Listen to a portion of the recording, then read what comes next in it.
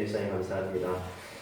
네, 우리 또 이 시간 함께 오랜만에 또 오셔서 또 함께 예배드리고, 코로나로 인해서 참 여러 상황들이 있었는데 점차 이제 회복되어져 가는 그런 모습들을 좀 보게 되었습니다.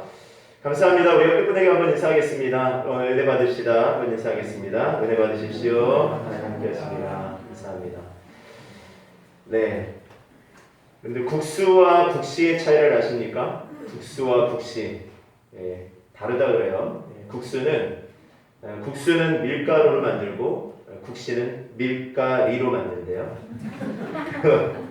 그리고 밀가루는 봉지에 담고 밀가리는 봉다리에 담는 거고요.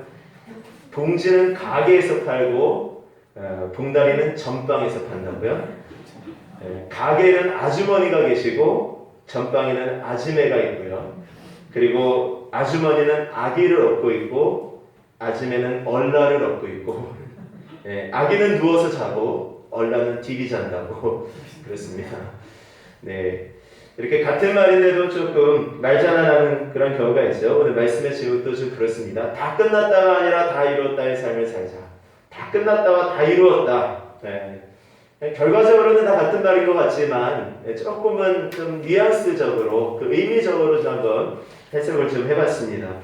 오늘 보면은 예수님께서 십자가에 달려 죽으실 때에, 돌아가실 때에 하셨던 십자가상의 7마디 말씀 가운데 한 말씀이죠. 예수님께서 십자가상에서 7말씀을 하셨습니다. 아버지여, 저희의 죄를 사하여 주시옵소서. 내가 진실로 내게 이르노니 오늘 나와 함께 낙원에 있으리라. 여자여 보소서 아들이니이다. 엘리 엘리라가 사박다니. 또 내가 목마르다. 다 이루었다. 내 영혼을 아버지 손에 부탁하나이다. 이렇게 7 말씀을 하셨는데 그 중에 한 말씀입니다. 예수님께서 십자가의 고통 속에 이제 숨을 거두시기 바로 전에 다 이루었다. 다 끝났다. 다 이루었다라고 말씀하시는 것입니다. 사실 이 세상을 살아가는 그 어떤 사람도 마지막 순간에 다 이루었어, 내가 후회 없는 삶을 살았어 라고 하고 생을 마감하는 사람이 그렇게 많지는 않을 것입니다. 소크라테스는 죽어가면서 내가 아스클레오피스에게 닭 한 마리를 비쳤으니 그것을 좀 갚아달라, 그렇게 제자들에게 얘기했다 그래요. 근데 그 아스클레오피스라는 것은 지팡이에 이제 뱀을 감아놓은 일종의 의술의 신인데, 그 신이 모세가 하나님께서 이제 노뱀을 만들어서 지팡이에 달라고 하셨잖아요. 이제 거기서 비롯된 것이다라고 이야기를 하는데, 거기서 이제 숭배하였다. 그래서 이제 그 신에게 제물로 바칠 좀 닭이 필요하다라는 것을 이야기했다고 합니다. 우리나라를 일본에 팔아먹은 이완용은 마지막 순간 죽으면서 이제 미국이 득세할 것 같으니까 너는 친미파가 되어라, 이렇게 유언을 했다고 해요. 굉장히 앞날을 잘 내다보는 사람이었죠. 처세술에 아주 능한 사람이었던 것 같습니다. 니체는 나는 원래 신이었는데 내가 인간으로 변장한 것이다, 이렇게 얘기를 하고 죽었다고 합니다. 여러분들이 만약 마지막 순간 호흡을 내쉬면서 어떤 말을 할 수가 있다면 여러분들은 어떤 말을 하시겠습니까? 어떤 말? 우리의 인생 마지막 말이 야, 이제 다 끝났다, 내 인생이 여기서 끝이구나, 이런 말이 아니라 다 이루었다, 나는 후회는 없다, 이렇게 하고 마지막 숨을 거둘 수 있다면 참 멋지지 않겠습니까? 그런 사람이 쉽지 않으니까 우리 인생의 마지막 말이 다 끝났어가 아니라 다 이루었다, 내가 후회는 없다 라는 그런 말을 하고 우리 마지막 눈을 감으시는 은혜가 있기를 원합니다. 근데 다 끝났다라는 것과 다 이루었다라는 것이 어떤 차이가 있을까요? 제가 몇 가지를 좀 한번 찾아봤습니다. 다 끝났다가 뭐냐면, 첫 번째는 결과에 상관없이 결판이 났다라는 것입니다. 이미 승부가 달라진 것입니다. 더 이상 이제 되돌릴 수가 없는 것이죠. 그가 최선을 다했는지 아니면 대충 했는지 알 수는 없습니다. 근데 어떤 결과가 나오든 간에 끝나버린 거예요. 이 다 끝났다라는 말을 할 때 이 뉘앙스가 말을 하는 어떤 그 높낮이에 따라서 좀 달라지는 거 아십니까? 야, 다 끝났다, 이거 어떻습니까? 뭔가 좀 시원한 느낌이 들죠. 근데 다 끝났어. 이러면 어떠죠? 뭔가 좀 아쉬움이 있는 거죠. 예, 그런 의미가 있다라는 거예요. 야, 다 끝났다라는 것은 어쨌든 끝난 것이에요. 이제 다 끝나버린 거예요. 다 끝나버린 것입니다. 오래전에 동계올림픽에서 이제 김연아 선수가 피겨스케이트 마지막 이제 공연을 딱 하고 은메달을 땄어요. 그 마지막 공연을 했을 때 그 김연아 선수를 가르쳤던 그 발굴에서 가르쳤던 선생님이 연아야 이제 다 끝났다 라는 말을 했다고 해요. 연아야 이제 다 끝났어. 그 말의 의미가 무엇입니까? 이제 너 다시는 이 피겨스케이트에 스트레스 받지 않아도 되고 너 이제는 이걸 자유롭게 해도 되는 거야. 너 즐길 수 있는 거야 라는 어떤 말, 그런 말을 했다고 하는 것입니다.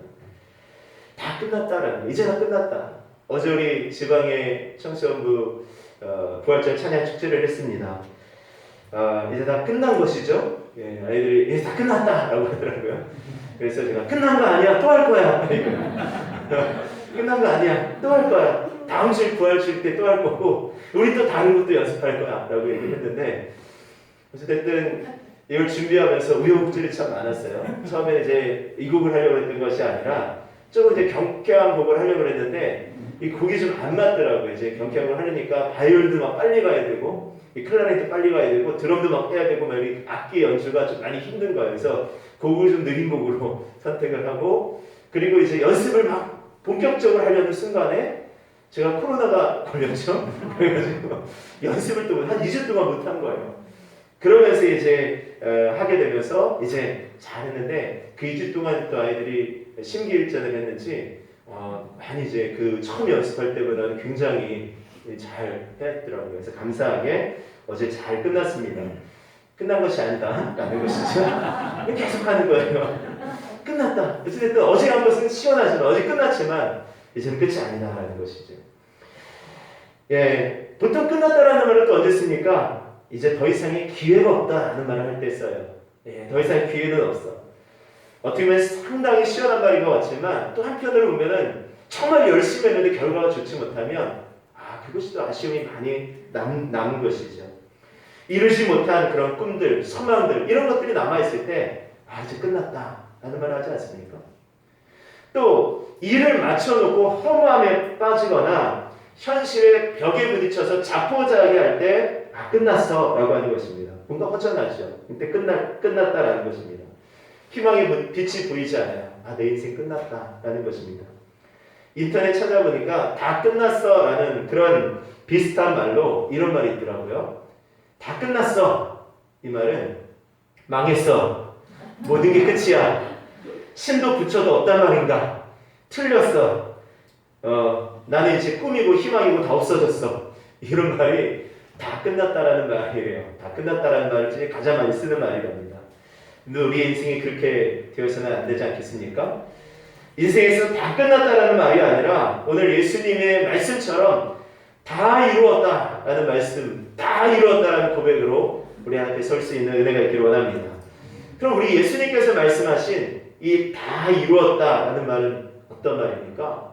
첫 번째는 모든 목표를 성취하였다, 이루었다라는 것입니다.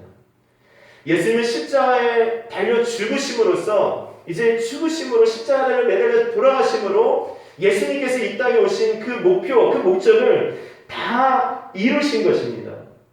여러분들 모든 위인전은 그 모든 위인전이 그래요. 그들의 삶에 집중하고 있어요. 그들이 어디서 태어나고 어떻게 살았는지, 어떠한 인생 역경을 거두면서 거기서 어떻게 성공했는지에 대해서 이렇게 쭉 설명을 하죠. 근데 예수님은 다른 위인전과는 달리 예수님의 죽으심에 초점을 맞춥니다. 그래서 오늘 예수님께서 십자가로 돌아가시기 전 일주일의 그 이야기가 신약성경 그 4복음서의 3분의 1을 넘게 차지하는 거예요. 예수님께서 오신 목적이 예수님께서 이 땅에 십자가로 죽기 위해서 오셨기 때문에 그렇습니다. 예수님은 그 말씀을 자주 제자들에게 하셨어요. 나는 많은 고난을 받고 죽임을 당하고 제3일에 살아날 것이다. 삶만에 내가 살아날 것이다. 내가 이 땅에 온 것은 내 목숨을 많은 사람의 대승물로 주려 합니다. 라고 예수님께서 말씀하셨다는 것입니다. 그러니까 예수님께서 이 땅에 오신 목표가 죽기 위해서 십자가를 돌아가시기 위해서 오신 것입니다. 우리의 죄를 위해서 돌아가시기 위해서였어요. 예수님께서 이 땅에 오셔서 참 많은 일들을 하셨죠. 가르치시고 천국 복음을 전파하시고 또 많은 병들과 많은 병자들과 많은 약한 것들을 고치셨습니다. 예수님은 그와 과거의 친구가 되어주셨습니다. 그리고 제자들을 키우셨습니다. 그런데 그것이 예수님께서 이 땅에 오신 목적이 아니셨어요. 예수님께서 이 땅에 오셔서 그냥 기적 베푸시고 많은 사람, 가난한 사람들 부자로 만드시고 배고픈 사람 막 먹이시고 가난한 사람, 헐벗은 사람 입히시고 이러신 것 하셨지만 예수님께서 그것을 위해서 오신 것이 아니라는 것입니다. 예수님께서 오신 목적은 돌아가시기 위해서 오셨어요. 근데 그것을 모르는 사람들이, 이 무리들이 예수님께서 무엇인가 이 기적을 행하니까 예수님을 잡아다가 예수님을 모셔다가 왕으로 세우려고 하시지 않습니까? 왜 세우려고 하지 않습니까? 요한복음 6장에 말씀에 보면 예수님께서 물고기 2마리와 보리떡 5개로 5,000명을 먹이시죠. 5,000명을 먹이시니까 이 사람들이 그 5,000명이 적어도 5,000명이 그 기적에 함께 동참하는 것이었어요. 그런데 그 전에는 예수님께서 병자를 고치셨대라는 이야기를 들었을 거예요. 예수님께서 안전병이를 일으키셨대. 예수님께서 소경의 눈을 뜨게 하셨대. 이런 이야기를 들었어요. 그리고 그것을 체험한 사람들도 그게 한정적이었어요. 근데 예수님께서 5,000명을 먹이시는 기적을 그 5,000명이 적어도 함께 그 기적의 자리에 있었고 그 기적을 함께 누린 것입니다. 동참하다 보니까 이게 와 예수님이라는 저분이 왕이라면 적어도 우리의 배고픔은 해결해 줄 수 있겠다. 저분이 왕이라면 우리의 모든 삶의 문제가 해결되어 줄 수 있겠다라는 마음이 들으니까 예수님을 잡아다가 들고 예수님을 모셔다가 왕으로 막 세우려고 하는 것입니다. 그때 예수님 어떻게 하셨죠? 어쩌면 예수님의 인기가 예수님의 생애 가운데 가장 높아졌을 그때였어요. 막 절정기였어요. 근데 그때 예수님께서는요 무리들을 피해 다니셔요. 막 물을 건너시고 무리들이 물 건너서 배를 타고 막 몰려드니까 예수님께서 막 이상한 너무 알아듣기 힘든 그런 어려운 말씀을 막 하시지 않습니까? 그러니까 우리들이 그 말씀 듣고 있다가 야 도대체 말씀이 이해가 되지 않네. 무슨 말씀 하시는 건지 내가 이해가 안 된다. 그러면서 많은 사람들이 떠나갔잖아요. 기억나시죠? 많은 사람들이 떠나갔어요. 그리고 더 계속해서 따라오니까 야 너희가 나를 따라하는 것이 너희가 떡을 먹고 배부를 까닭이고 너희가 표정을 본 까닭이 아니다. 너희 진짜 의미를 잘 모르는 것이야 라고 하면서 막 호통을 치시고 너희들 진짜 나를 따라올 수 있겠냐? 따라오려거든 내 십자가를 지고 나를 따라와야 되는 거야. 뭐 이상한 그런 십자가 지라고 죽으라고 말씀하시니까 그때 사람들이 다 실망하고 도망가는 건 되돌아가는 건 아닙니까? 예수님께서 이 땅에 오신 목적은요 왕이 되기 위해서 오신 것이 아닙니다. 예수님이 이미 왕이셨기 때문이에요. 예수님이 왕이셨지만 왕의 몸으로 이 우리를 위해서 돌아가시기 위해서 이 땅에 오신 것을 믿으실 수 있기를 바랍니다. 그러니까 예수님이 돌아가시는데 방해되어지는 예수님이 돌아가시려고 하는 자꾸만 방해하는 사람들이 있으면 그 사람들을 향하여서 야 이 사탄아 내 뒤로 물러가라 이렇게 말씀하시잖아요. 베드로가 그 사랑했던 베드로가 예수님께서 내가 이제 제 대제사장들과 서기관들에게 버림을 받고 그들에게 내가 죽임을 당하고 3일 만에 살아날 것이다 라고 얘기를 하시니까 이 베드로가 어떻게 그런 일이 있을 수 있습니까? 절대로 그런 일 없다고 막 얘기를 하니까 예수님이 사탄아 너는 내 뒤로 물러가라. 너는 사람의 일을 생각하고 하나님의 일을 생각하지 않는 사람이다 라고 하면 호통을 치지 않습니까?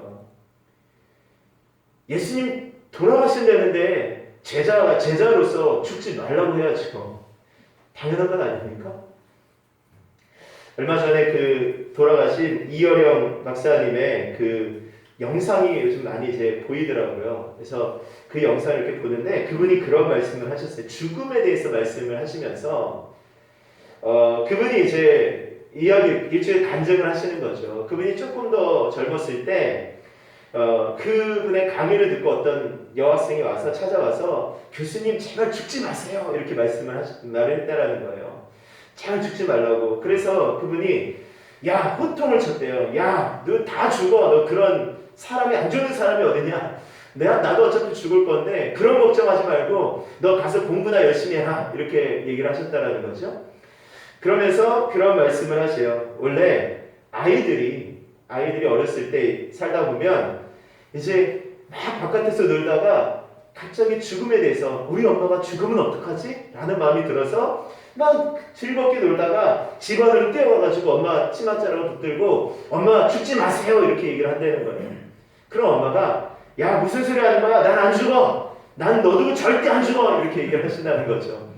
그러면서 아 그랬어야 되는데 내가 그러지 못했다. 그런 얘기를 하시더라고요.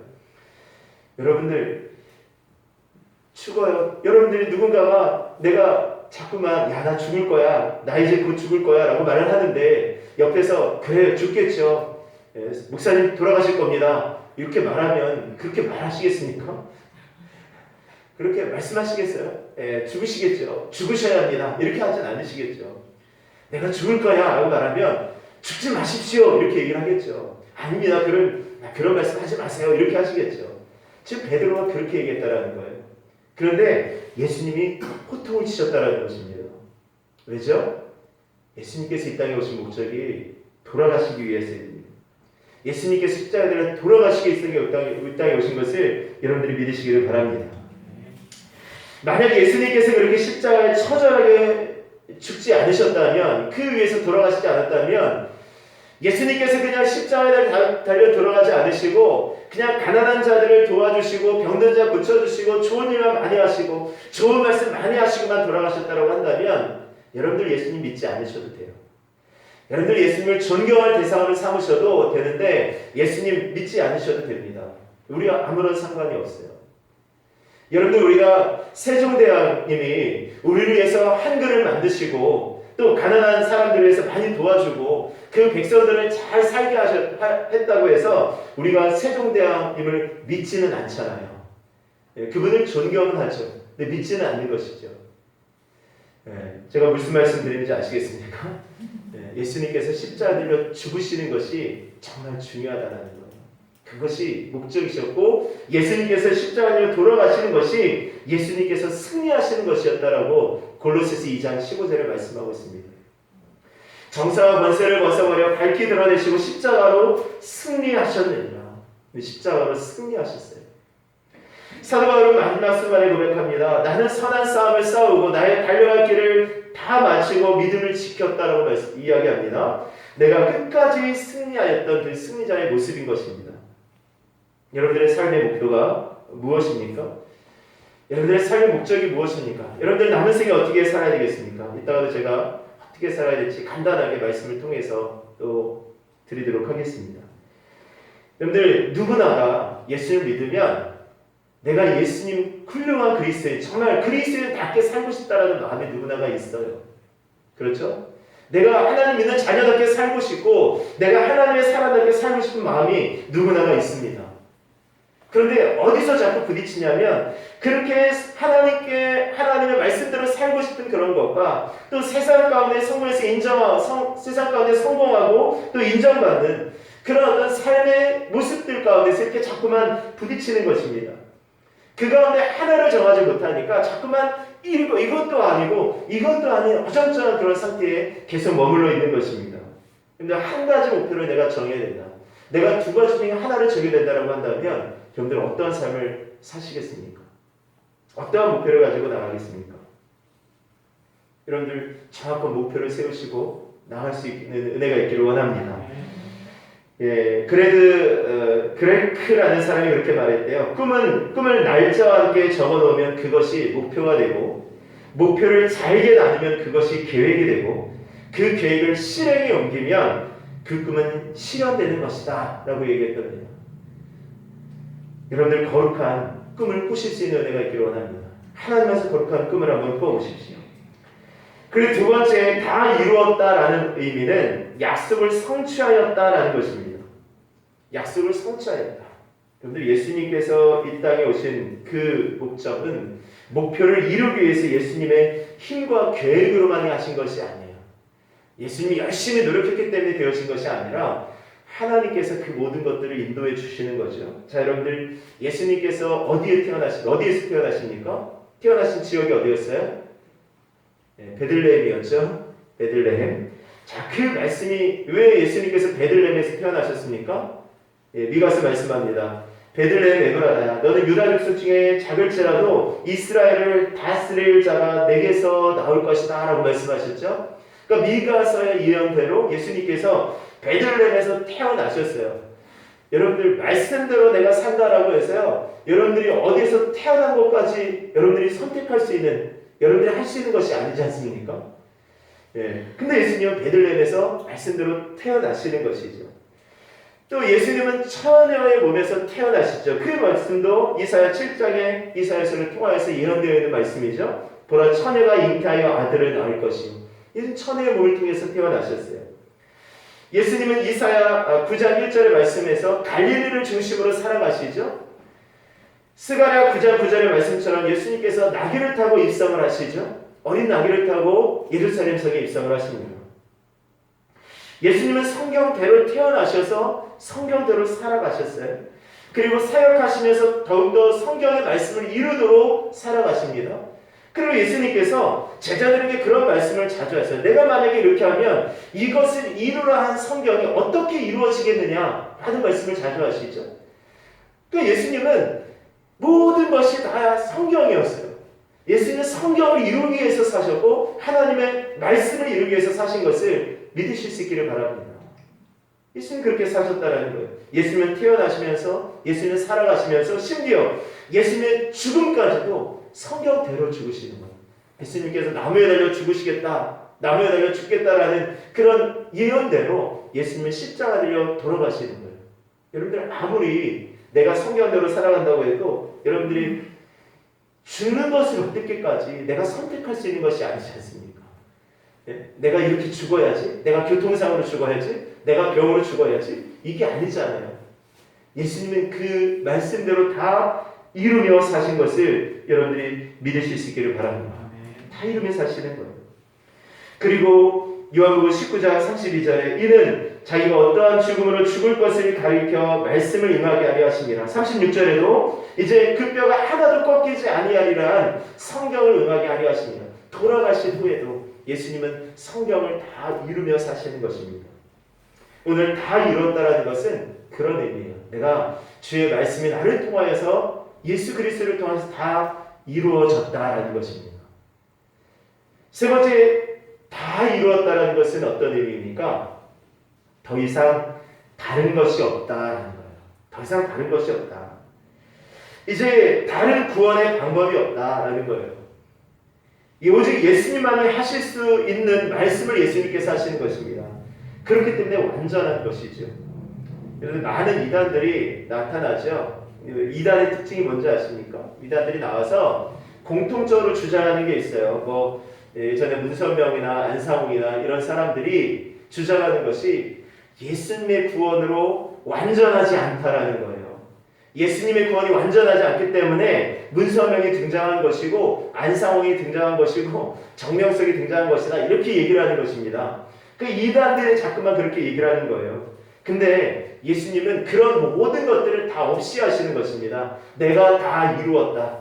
이후로는 너희들은 아무것도 할 필요가 없다. 내가 다 이루었기 때문에, 내가 다 했으니까, 예수님이 다 하셨으니까 그 뒤에 아무리 이단이 자기가 한다고 할지라도 그건 다 거짓말이다라는 것이에요. 사도행전 4장 12절을 말씀합니다. 다른 이로서는 구원을 얻을 수 있는 이가 없다. 천하 사람 중에 구원을 받을 만한 다른 이름을 우리에게 주신 일이 없다라고 말씀하십니다. 믿으시죠? 히브리서 10장 14절에도 그가 거룩하게 된 자들을 한 번의 제사로 영원히 온전하게 하였느니라. 예수님께서 다 온전하게 하시는 것입니다. 예수님께서 십자가 내려 돌아가실 때 성전에 휘장이 위에서부터 아래로 쫙 찢어졌대요. 딱 달라집니다. 그 휘장이 딱 찢어지는 것입니다. 그것은 이 지성소와 성소를 나누는 그런 휘장이었죠. 그리고 그 지성소는 대제사장들만 1년에 한 차례씩만 들어갈 수 있는 곳이었어요. 그것도 정결하게 되어야 들어갈 수 있는 곳이었습니다. 근데 그 휘장이 갈라진 것입니다. 휘장이 찢어져서 이제는 하나님의 임재 앞에 누구나가 다 들어갈 수 있게 하셨다라는 것입니다. 그래서 히브리서 10장 20절 말씀에 보면 휘장 가운데로 열어놓으신 새롭고 산 길이요 휘장은 곧 저의 육체니라 라고 말씀해요. 예수님의 육체가 찢어지고 갈라짐으로 인하여서 우리가 예수님을 통하여서 하나님의 은혜의 보좌 앞에 나아갈 수 있게 되어진 것을 믿으시기를 바랍니다. 히브리서 10장 19절에 말씀하는 거예요. 예수의 피를 힘입어 우리가 담대히 성소에 들어갈 담력을 얻었느니라 라고 말씀하는 것입니다. 그러므로 예수님께서 십자가에 돌아가신 그 사건은 바로 우리가 하나님께로 나아갈 수 있는 유일한 길인 거예요.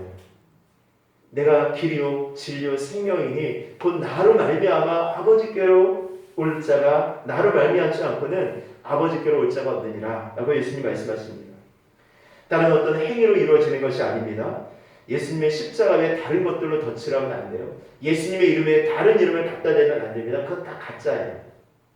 여러분들, 예수님은 그 의미로 다 이루었다라고 말씀하시는 것입니다.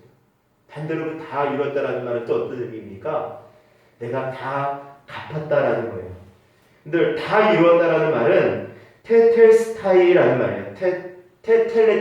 테텔레스타이라는 말인데요. 테텔레스타이.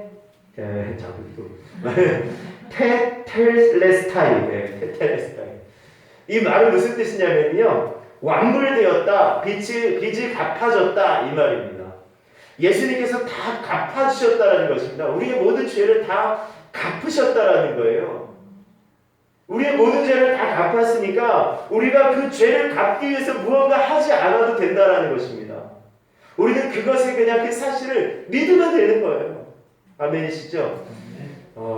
여기서 좀 간격이 막 있어야 되는데, 사실 제가 말 주변이 없어가지고 이렇게 막 정말 엄청난 말씀을 전하면서도 이렇게 정말 몸이 건조하게 전하는 그런 저를.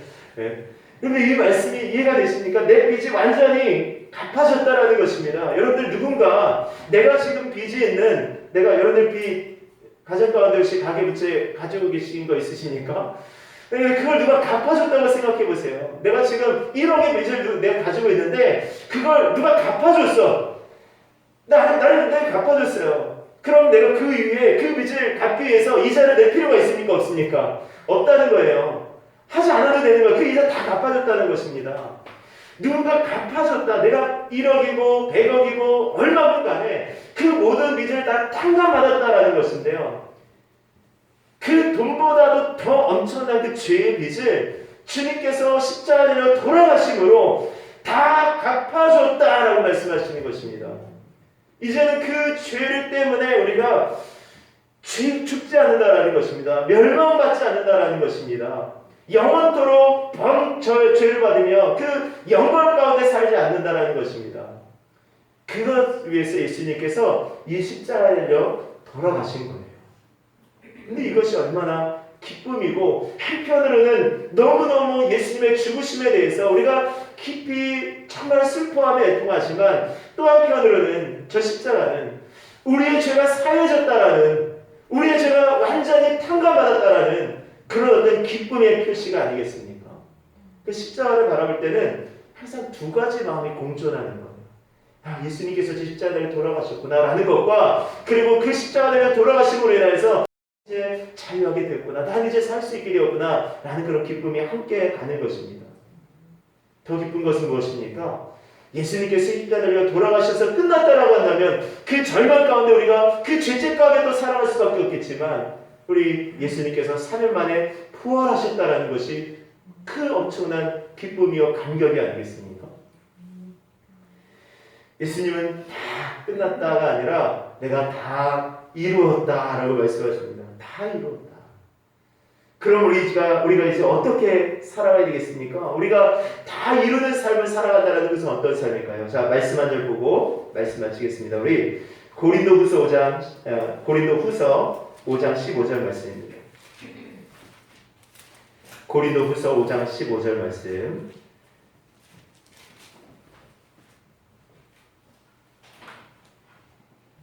자, 함께 공독합니다. 시작.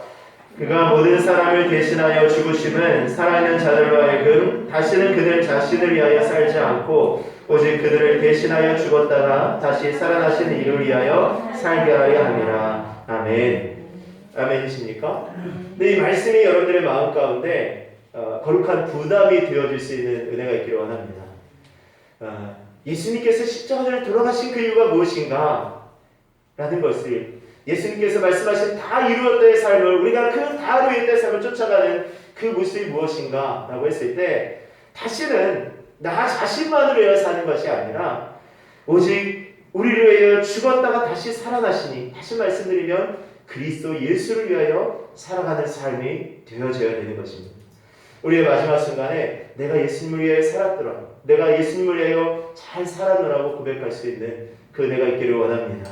그 뜻을 이루며 내가 살았다고, 내가 정말 그렇게 살려고 처절하게 몸부림치며 그래도 힘쓰며 내가 하나님 앞에 나가노라고 그렇게 고백할 수 있는 저 여러분들의 삶이 되실 수 있기를 주의 이름으로 축원합니다.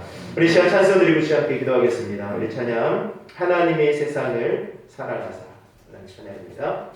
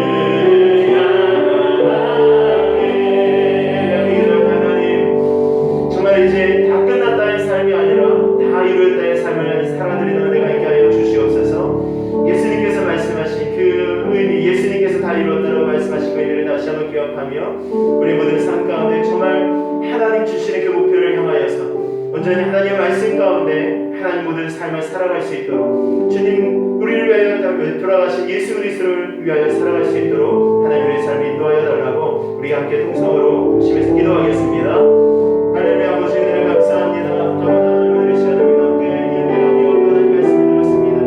하나님 아버지 이 시간에도 아버지 하나님 주님 주시는 그 말씀과 그 은혜를 저희들의 믿음으로 받기를 원합니다. 하나님 아버지 저희 성령으로 인도하여 주시고 아버지는 다시 한번 하나님의 뜻을 온전히 이루어드리며 하나님만의 온전히 목표를 가지고 하나님 나를 위하여 살아가는 것이 아니라 하나님의 영광과 그의 나라를 위하여 하나님 우리를 위하여 십자가에 돌아가셨다가 3일 만에 부활하신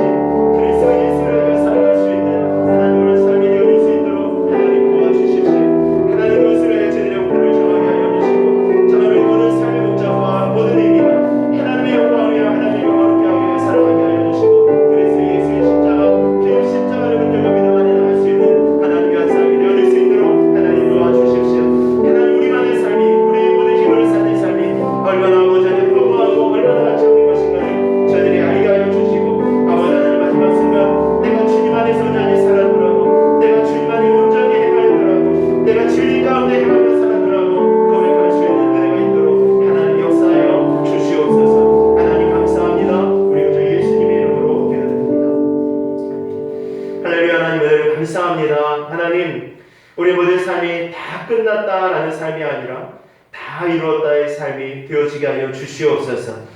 하나님 안에서 하나님 주시는 그 꿈과 비전과 목표를 향하여 나아가게 하여 주시고 하나님의 말씀 붙들고 나아갈 수 있도록 인도하여 주시며 또 하나님 우리를 위하여 죽으셨다가 3일 만에 살아나신 예수 그리스도를 위하여 우리의 남 모든 삶을 살아갈 수 있도록 인도하여 주옵소서. 하나님 감사합니다. 우리 구주 예수님의 이름으로 기도드립니다. 아멘. 아멘. 우리 찬송 154장 우리 찬양 드리면서 준비하신 예물 우리 하나님께 올려드리겠습니다.